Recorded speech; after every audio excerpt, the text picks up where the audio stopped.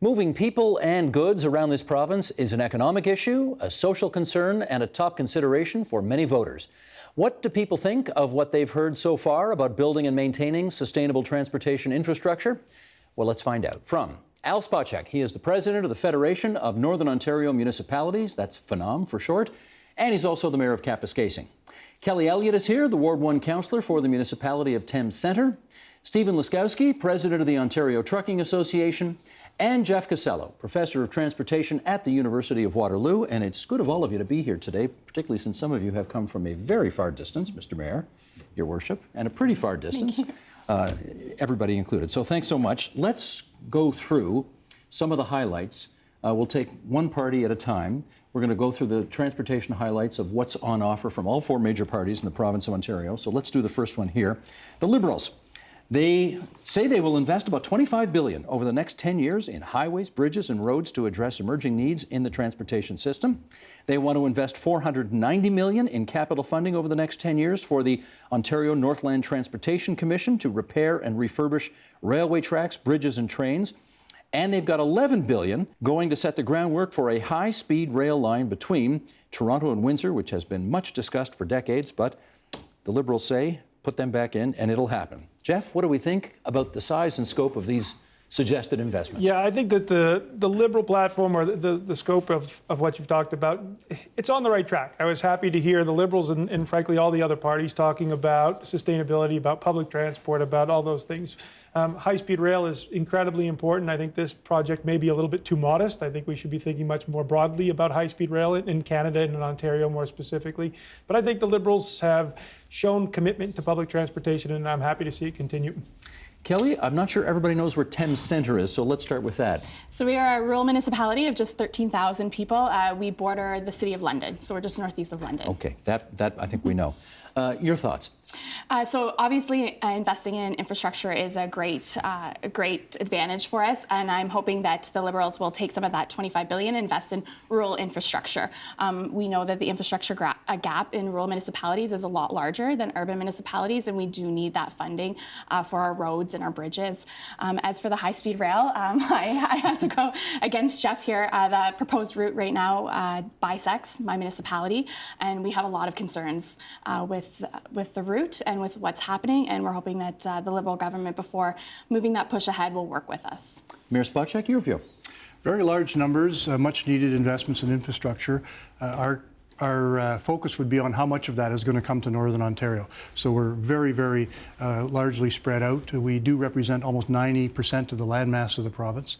We are 147 municipalities, but I think it's interesting to note that over 80% of those municipalities are communities of under 5,000 people. So we're very sparsely populated, very largely spread out. And how that allocation of infrastructure funding is going to roll out is going to be very important to us. Well, we know that governments like to do this. They say $490 million in capital funding, which sounds like a lot, but then it's over 10 years. Correct. So it's actually not that much at the end of the day, is it?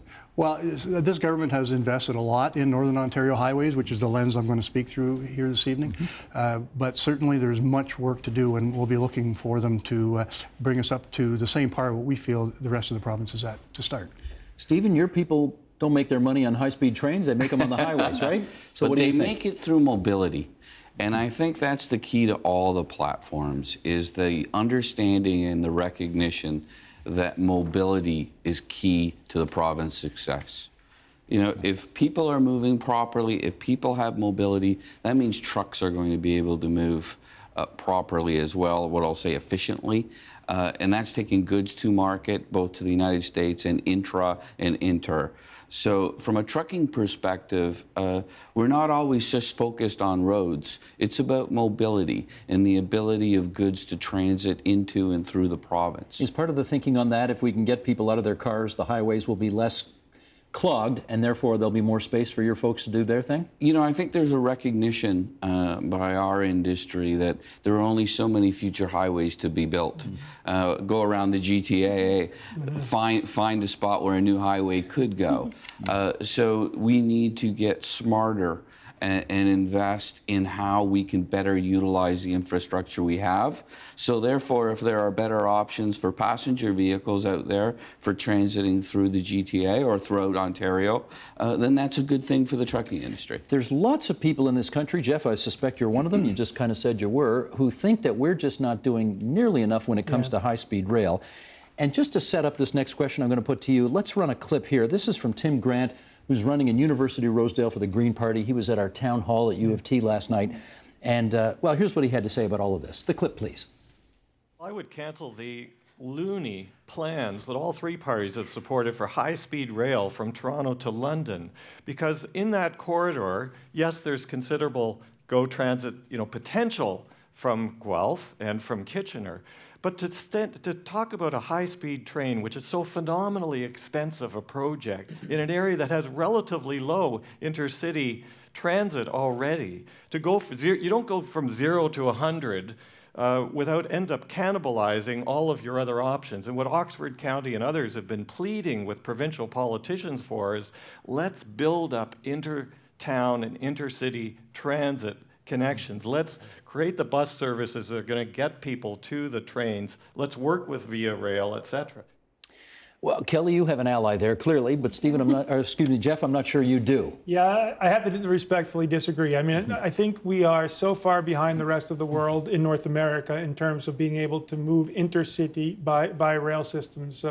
If you go to Germany, I take students there, you land in Frankfurt, you get on high-speed rail, you're in Karlsruhe, 120 kilometers away in an hour, you walk right off onto the light rail system, and it's a cohesive, well thought out, well designed systems. In France, when they introduced high-speed rail, they basically eliminated flights shorter than 500 kilometers anywhere in France, because you make those trips now by rail, and the carbon footprint and the environmental impacts and the cost of doing it and the convenience is much better for everyone. And we have the population that would support high-speed rail between Toronto and Points West? So I think we have to think, as I said earlier, we have to think about high-speed rail as a holistic system. A single corridor doesn't work very well, but when you start connecting to the east and you get to Ottawa and then to Montreal and then to Quebec City, and then you go to the southwest, down the Niagara Peninsula, and you connect with Buffalo. A lot of this depends on what happens in the States. If there's good high-speed rail connections into Detroit, then it makes a lot of sense, because you can go Toronto to Chicago by high-speed rail, and that system works the way it's supposed to.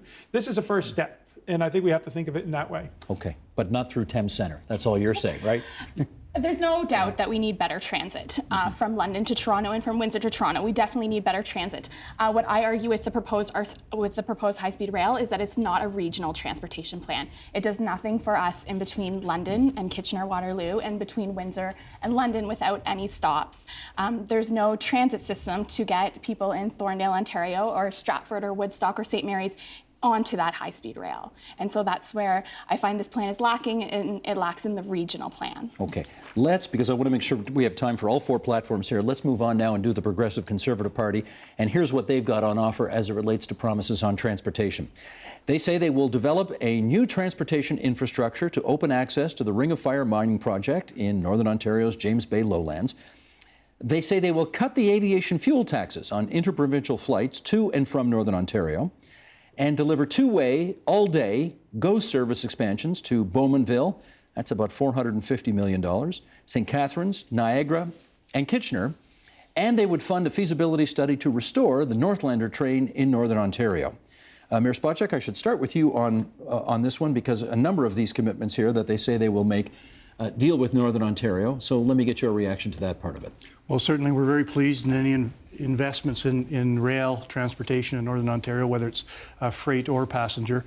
We certainly have been lacking in terms of provincial investment, whether you look at it relative to how they view the rest of the province when it comes to public transportation, or just in the actual dollars invested. So, I heard the candidates panel talk about the Union Pearson Express, and it went through $39 million of provincial subsidy in the first 10 months, and apparently now can scrape by on just over $30 million of provincial subsidy a year. Ontario Northland has over 1,100 kilometers of rail lines, 3,600 kilometers of bus routes serving 75 communities, and they do all of that for about $35 million a year of subsidy. So we know that that organization gives good value for their money, and if we get some proper investments, we'll be able to deliver more to the province. The PC party, if I understand their position correctly, they're not promising to rebuild the Northland. They say they're promising to fund a feasibility study. Mm-hmm. Now, that's a big difference from promising to do it and promising to study it. Are you concerned about that? Well, certainly it's a good start because, you know, the current government has said they're not interested in bringing back the Northlander. Right. We feel it's a good step in the right direction. It's good value. Cutting aviation fuel taxes. You know, I'm sure in your business you'd love to see your gas taxes cut or your license taxes cut, but they're looking at cutting aviation fuel taxes. What's your take on that? Well, Steve, I think, you know, that's great if the aviation industry believes they need that to cut to survive going forward. I think moving forward, look, you know, from a trucking industry perspective, would we like to pay less in fuel taxes? Everyone wants to pay less in taxes. But let's also get our heads around not so much what any of the parties are saying about where those tax dollars go. And what we as an industry look at our fuel taxes spent as an investment in mobility of infrastructure. Again, whether that's roads or rail or a plan to create more mobility in the province, then that's a good thing for our industry. And what's a good thing for our industry is a good thing for the province, because the province's freight moves on our members' trucks. So that's really what you need to look at it. And as business people, whatever sector you're in, you look at taxes potentially as an investment.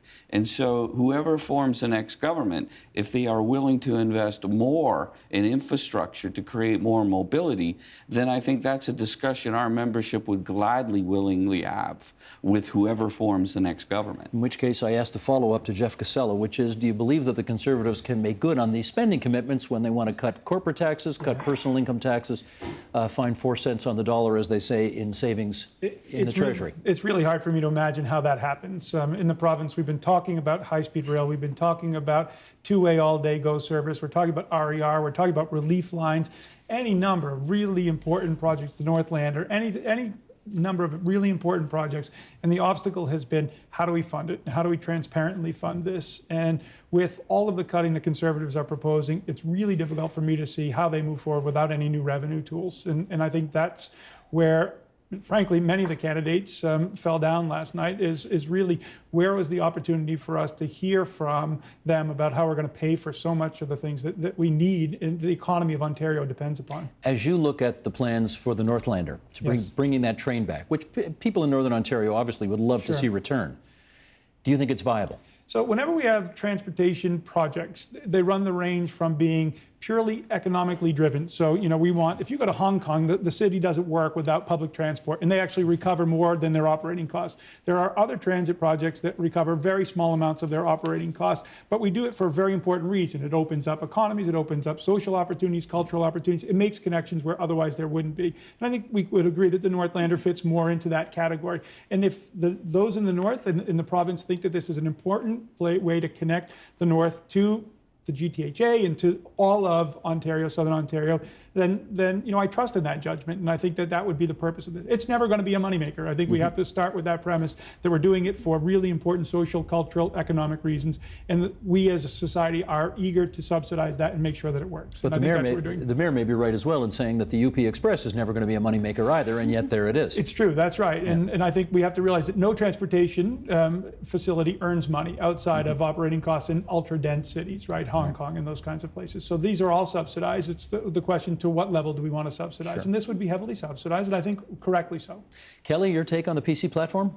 I think it's great to invest in Northern Ontario. I look at Northern Ontario a lot like the rural Southern Ontario, that we're not like the GTA. We have a lot of different concerns, and investing in Northern Ontario is a great place to start. How about cutting taxes on interprovincial flights? I know there's some people saying why. You know, I know there's a heavy tax on aviation fuel right now that the Liberals put in a previous budget. Right. Is it so egregious you think it needs to come out? I don't think so. Again, I would side with Stephen on this one, that those taxes are investing in our infrastructure, and we need that infrastructure money. So to cut that is going to show a cut in our infrastructure. At the risk of getting political here, can you imagine that this platform would be a big vote getter in Northern Ontario, given all the references to the North in it? It will, and we certainly noticed the removal or the offer to remove the aviation tax, because I think from our perspective, a lot of our communities are fly-in only. Right. So their food and their services come in only by aircraft, and if you lower that cost, it lowers their cost of living. Gotcha. Okay, plan number 3. This is the plan of the New Democratic Party now, and their transportation priorities look like this. The NDP, if they form the next government, would cover 50% of the operating costs for municipal transit systems across the province. They would have year-round GO Rail service between Niagara and Toronto. They would like to implement a Northern Rail strategy that restores Ontario's Northlander passenger rail service and supports the Huron Central and Algoma Central rail lines. Your Worship, back to you again for the first one on this. Your view on what they're promising. So to start with the 50% subsidy on public transit, there's 147 municipalities in Northern Ontario of the 444 in the province. Back to my comment about over 80% are under 5,000 people. I'm not sure we have a dozen public transit systems in Northern Ontario, so That doesn't help you much then. the benefit to us might be minimal.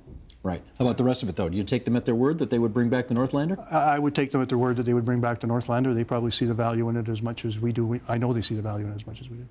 Stephen? Steve, again, this commonality here that all 3 parties seem to be focusing on how we can increase mobility in the province, obviously an emphasis on the north, but also in through the GTA, through Niagara. And again, from a trucking industry perspective, if we can make the roads less congested for our vehicles, then that's the way to go. From an industry perspective, you're an industry that wants to keep your taxes as low as possible. And we know that the New Democrats say that to help fund these improvements that they want to make, they would raise the corporate income tax a little bit, they say. 1.5, I think. Yeah. What do you think about that? Again, Steve, I think it's a matter of consultation with the business community. Is it going into general revenues, or is it going into reinvest into the economy? In this case, we're talking about infrastructure, to make Ontario a stronger, more viable place for investment and for goods to move. Okay, but, well, everything goes into general revenues. None of this gets earmarked. That's an issue. That's an issue for all Canadian provinces, and it's something I think if we want to get more academic and look towards the United States, is that's not how it's done. Taxes that are taken from fuel and from trucking companies go directly into infrastructure funds to reinvest in infrastructure. That's something I think down the road, maybe for another roundtable discussion about how we finance infrastructure in Canada, and to talk about that. I just want to make sure I'm clear. If I hear you correctly, you're saying whatever the province takes in gas tax, they better be spending that money on highways and bridges and so on, because that's how the money's coming in the first place. Or mobility. Absolutely.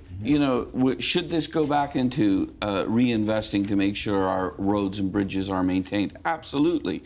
But also you need to add into the aspect of, okay, we need to do that. That's an obvious one.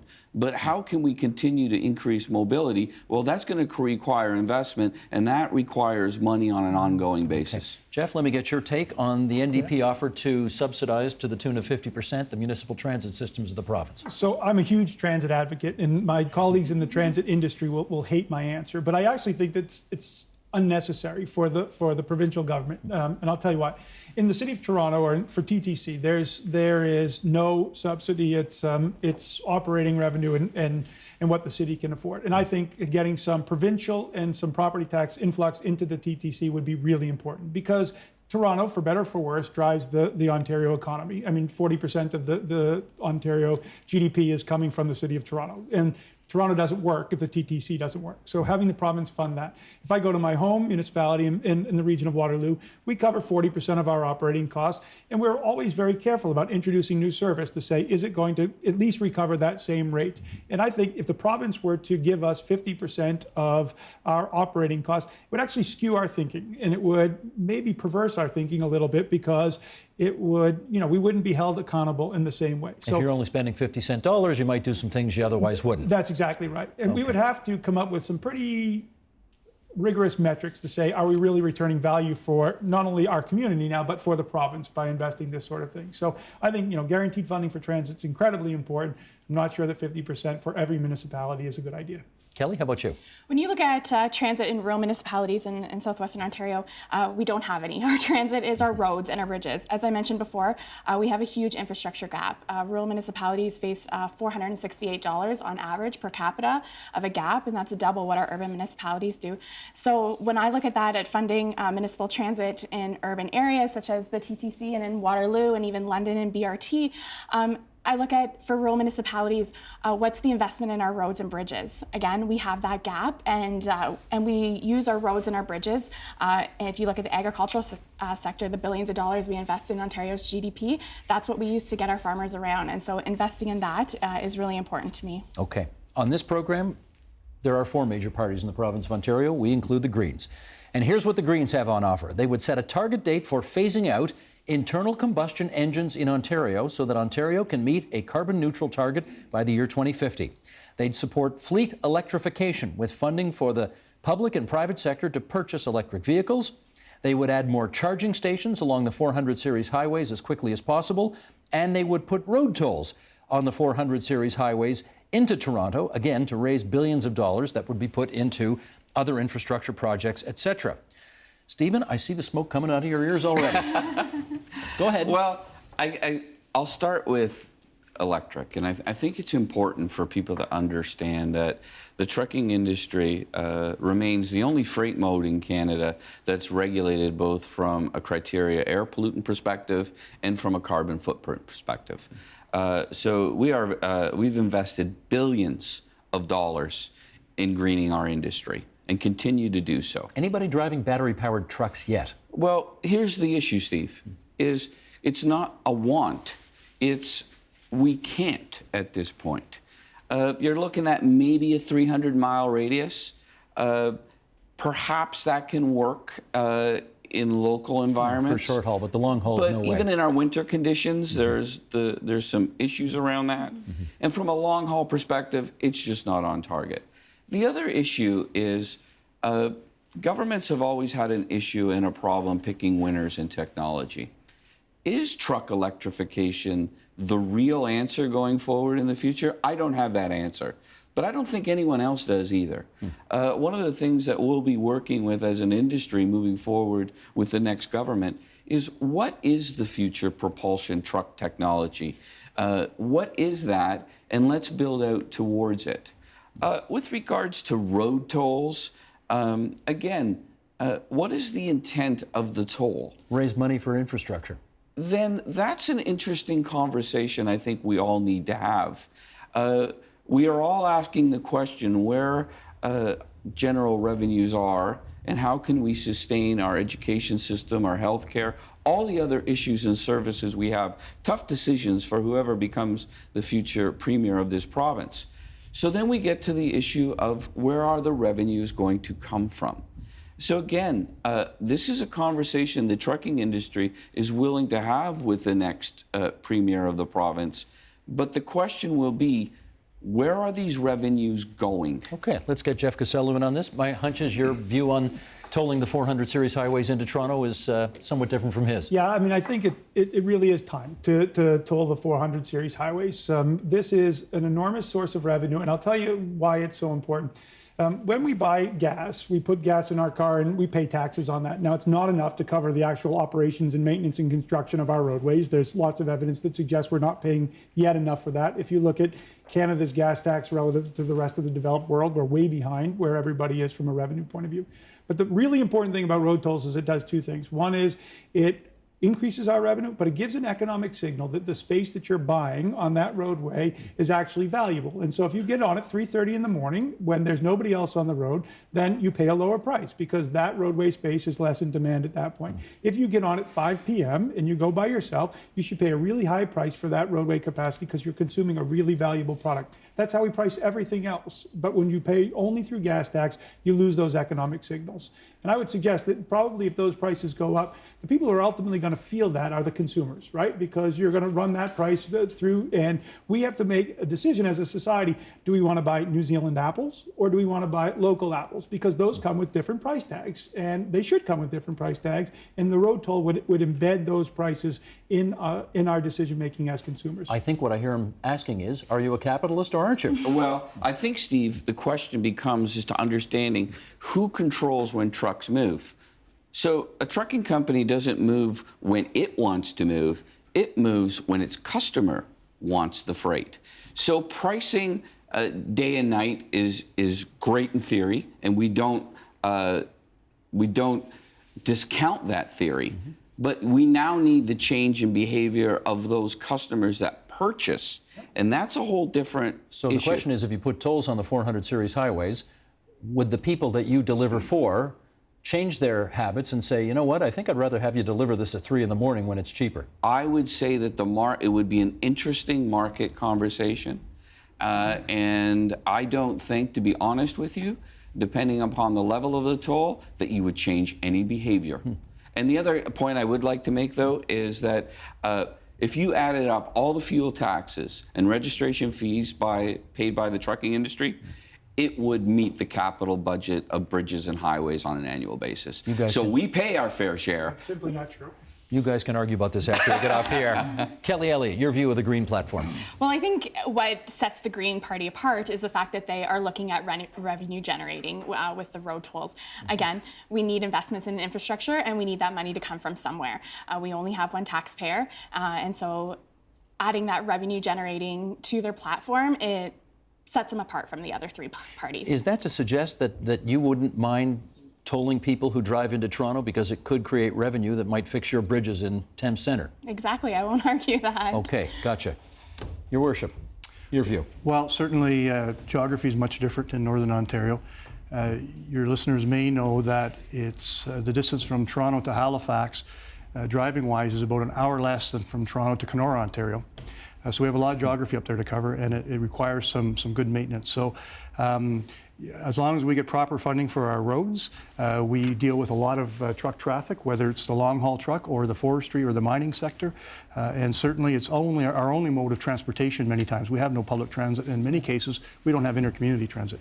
Jeff. Just one quick comment on that. I think that's exactly right. We heard the parties talk about that last night. You have to have alternatives. You can't simply introduce new pricing and say to people, you've got to react to this with no other alternatives. So let's build, in the urban centers, let's build really good public transport and then repay the cost of having built that public transport through road tolls. That would be my philosophy. So let me go around the table here, less than a minute to each of you, just to get a sense of, you've seen what the four parties have on offer. What's missing? What do you wish was in their platforms that isn't? Jeff. Ride sharing. We heard a little bit about it last night. What is the role of ride sharing in the province of Ontario?